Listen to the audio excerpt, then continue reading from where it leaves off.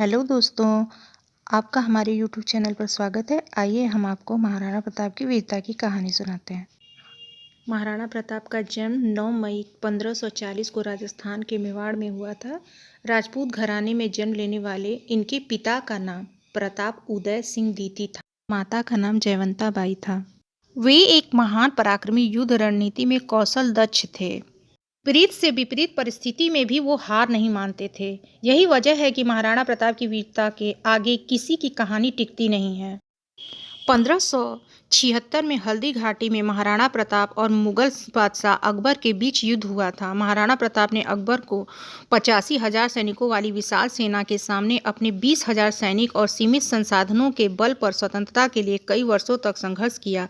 बताते हैं कि यह युद्ध 3 घंटे से अधिक समय तक चला था। यह युद्ध में जख्मी होने के बावजूद महाराणा मुगलों के हाथ नहीं आए।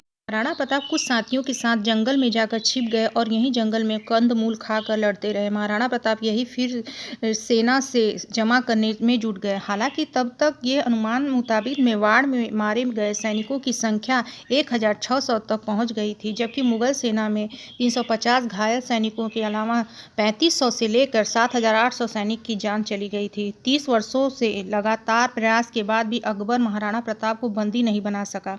अकबर को महाराणा को पकड़ने वाले ख्याल दिल से निकालना पड़ा।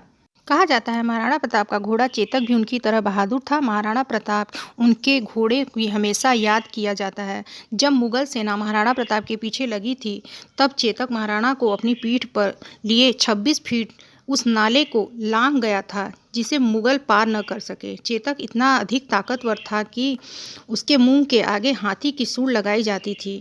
चेतक ने महाराणा को बचाने के लिए अपने प्राण तक त्याग दिए। कहा जाता है कि महाराणा प्रताप का निधन 19 जनवरी 1597 को हुआ था। कहा जाता है कि इस महाराणा की मृत्यु पर अकबर की आंखें भी नम हो गई थीं। वह भी दुखी था इनकी मृत्यु से। तो दोस्तों, आपको हमारी ये कहानी कैसी लगी, आप कमेंट सेक्शन में ज़रूर बताइएगा।